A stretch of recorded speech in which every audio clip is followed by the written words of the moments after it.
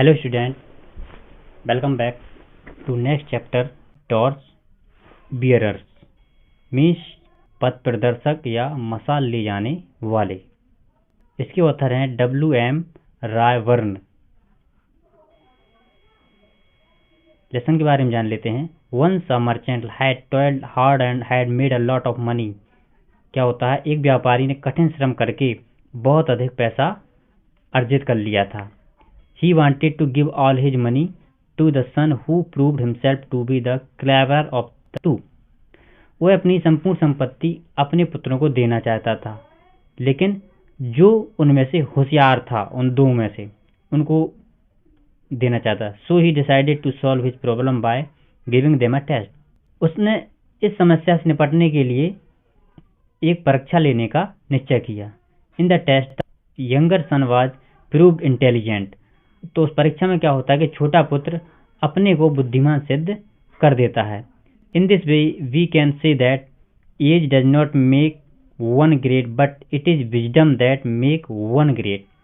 इससे मुझे पता चलता है कि उम्र मायने नहीं रखती, बल्कि बुद्धि से व्यक्ति महान बनता है। So we should think for some time before our every action. It is our great responsibility to make our self a good citizen. In fact we have to train ourselves for citizenship for the service of our country।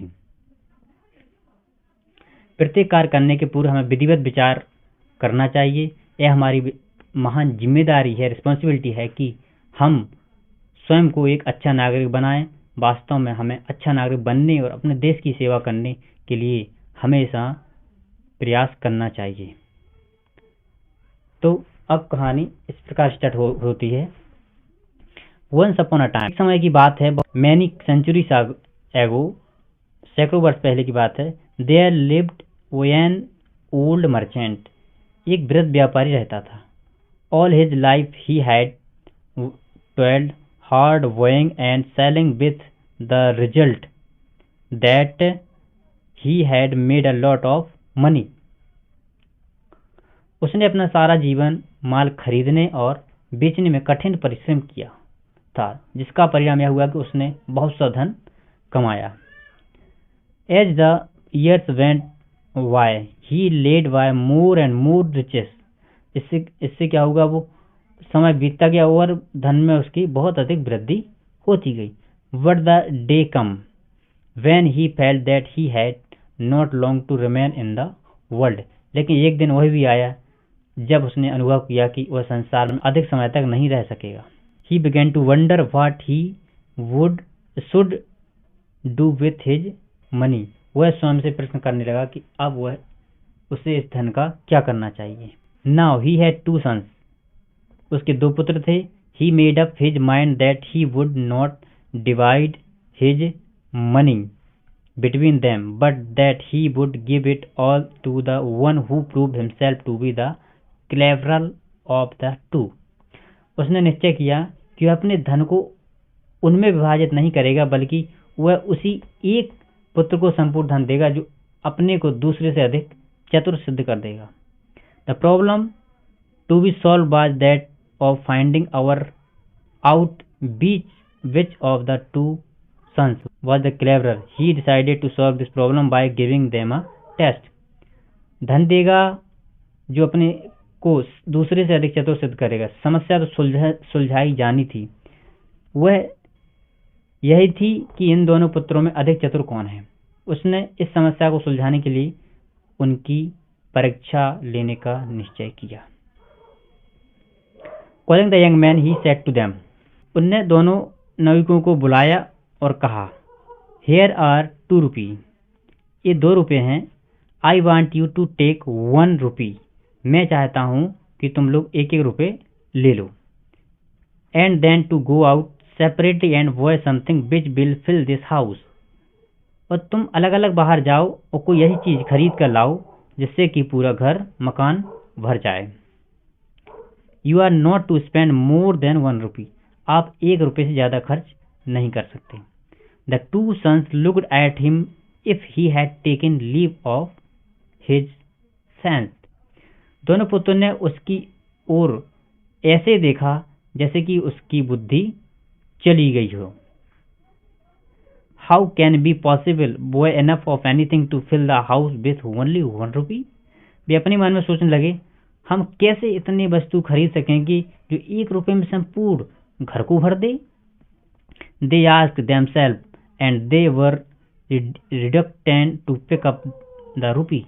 वे रुपये उठाने के लिए अनिच्छुक थे, इच्छा ही नहीं थी उनकी बिल्कुल।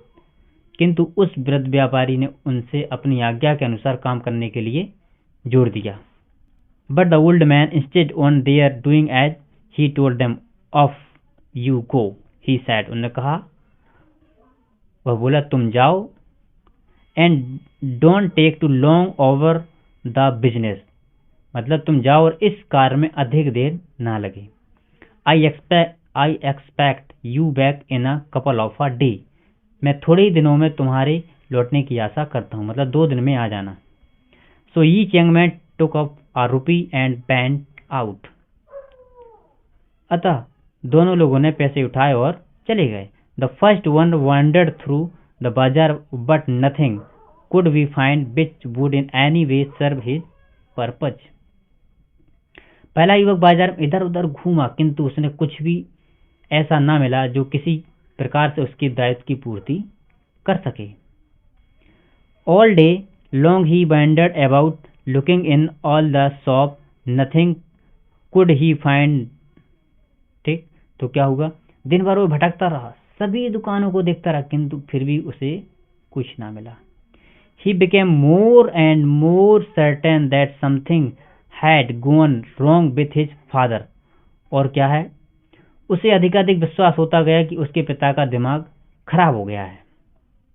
He was about to give up his search in despair when he saw a bullock cart with a load of hay that looks hopeful। वह निराश होकर अपनी खोज के काम को त्यागने वाला ही था कि उसे भूसे से भरी हुई एक बैलगाड़ी दिखाई दी। उसने सोचा, यह आशाजनक मालूम होता है। He thought, I wonder how much hay I can get for a rupee। मैं नहीं जानता कि 1 रुपये में कितना भूसा आएगा। He went up to the driver of the cart and inquired about the price of the hay। तो वह बैलगाड़ी के चालक के पास गया और उससे भूसे के मूल्य के बारे में पूछताछ करने लगा। There was a good deal haggling over the price, but in the end he was able to buy the load of a hay for a rupee। कीमत के ऊपर दोनों में काफी सौदेबाजी हुई, किंतु अंत में वह 1 रुपये में भूसे को लेने में सफल हो गया। This was in the day when a rupee would buy a great deal more than it would buy now। यह उन दिनों की बात है जब 1 रुपये में आज की अपेक्षा बहुत अधिक सामान खरीदा जा सकता था। So the young man led off the cart with the hay of his father's house। अतः नवयुवक उस भूसे की बैलगाड़ी को अपने पिता के घर ले गया। Hopefully he piled it into the house। तो फिर क्या किया, उसने घर में उसका ढेर लगाया। But when it was all in, किंतु जब वह सब भूसा घर में आ गया, he found that there was not enough to cover even the floor। उसने पाया कि संपूर्ण घर को भर देने की तो बात की दूर, let alone fill the whole house, वह तो फर्श को ढकने के लिए भी पर्याप्त ना था। When the second son went out with his rupee, he did not to straightway to the बाजार। जब दूसरा पुत्र रुपया लेकर बाहर निकला तो वह सीधा बाजार नहीं गया। Instead of doing that, he sat down and began to think। ऐसा करने के बजाय वह बैठकर सोचने लगा। For a long time, बहुत देर तक he sat thinking, बैठा हुआ सोच रहा था, about what he could possible buy, वह क्या खरीद सकता है। At length, at evening time, an idea struck him। अंत में शाम के समय उसके मन में एक विचार आया। Taking his rupee, उसने अपना रुपया लिया। He walked quickly down the bazaar till he came to a shop where candles were sold। वह तेजी से बाजार की तरफ चल दिया और एक दुकान पर पहुंचा, वहां मोमबत्तियां बिकती थीं। ही spent his rupee on candles of which he got quite a number. उसने मोमबत्ती पर रुपया खर्च किया जिससे उसे बहुत अधिक संख्या में मोमबत्ती मिल गई। Then taking his candle with him he made his way back to his father's house. तब मोमबत्तियां लेकर वह अपने पिता के घर की ओर चल पड़ा।